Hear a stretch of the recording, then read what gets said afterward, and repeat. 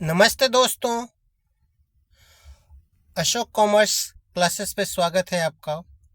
तो आज का हमारा टॉपिक है generalized the following transaction in the book of mister x.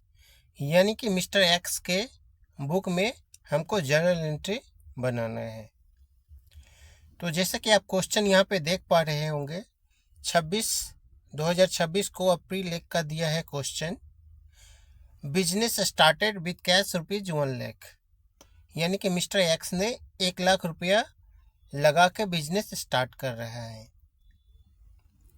तो इसको हमको जनरल एंट्री बनाना है। तो किसी भी जनरल एंट्री बनाने के लिए अकॉर्डिंग टू मॉडर्न अप्रोच के हिसाब से हम उसको 5 कैटेगरी में डिवाइड करते हैं। पहला हो गया सी, यानी कि कैपिटल। कैपिटल वह होता है जो बिजनेसमैन अपना पूंजी व्यापार में लगाता है, चाहे वो एसेट हो या फिर कैपिटल पैसा के रूप में हो।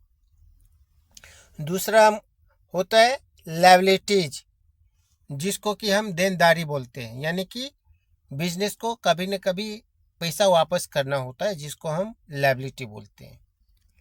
तीसरा हो जाता है एक्सपेंसेस। बहुत सारे खर्चे होते हैं बिजनेस में, तो इसको हम एक्सपेंसेस के कैटेगरी में रखते हैं। चौथा हो जाता है असेट और पांचवा रेवेन्यू। रेवेन्यू यानी कि इनकम। तो इसको हम 5 कैटेगरी में डिवाइड करते हैं। आपको जनरल एंट्री बनाने के लिए आपको ये फार्मूला माइंड में याद रखना जरूरी है। इसको हमने 2 भाग में डिवाइड किया है। पहला जो है असेट और एक्सपेंसेस। अगर ये बढ़ेगा यानी कि इंक्रीज होगा तो इसको हम डेबिट करेंगे, और अगर ये कम होगा यानी कि डिक्रीज हो जाएगा तो इसको हम क्रेडिट करेंगे।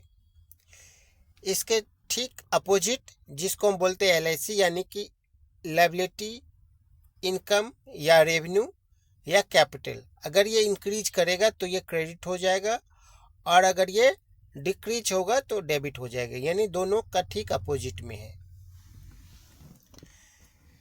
तो सर, अगर आपको जर्नल एंट्री बनाना है तो आपको निम्नलिखित 3 बात का ध्यान रखना पड़ेगा। पहला जो है अकाउंट इन्वॉल्व। तो इस ट्रांसेक्शन में अकाउंट हमारा क्या है, स्टार्ट कर रहा है बिजनेस। पहला तो कैश आ रहा है बिजनेस में, फिर कैपिटल भी आ रहा है, क्योंकि कैपिटल भी इन्वेस्टमेंट कर रहा है मिस्टर एक्स। तो इसमें अकाउंट इन्वॉल्व हो जाता है, कैश और कैपिटल।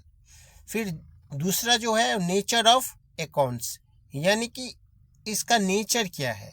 तो कैश का नेचर है एसेट, और कैपिटल का, जैसे कि हम जानते हैं कैपिटल होता है, या फिर ऑनर इक्विटी कैपिटल भी इसको हम बोलते हैं।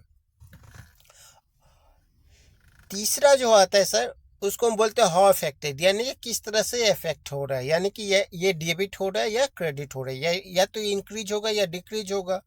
कहने का मतलब या तो डेबिट होगा या क्रेडिट होगा। फिर इसी को हमको ध्यान में रखना है। तो जैसे यहाँ पे हम देख पा रहे हैं, कैश बिजनेस में आ रहा है, यानी कि बिजनेस में कैश आ रहा है। तो इस तरह से एसेट हमारे क्या हो रहा है, इंक्रीज हो रहा है।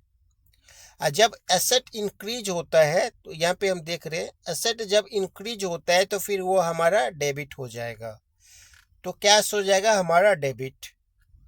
फिर इसी तरह से कैपिटल भी बिजनेस में आ रहा है, यानी कैपिटल भी इन्वेस्टमेंट कर रहा है मिस्टर एक्स, जो कि कैपिटल आ रहा है तो क्या हो रहा है, कैपिटल इंक्रीज हो रहा है।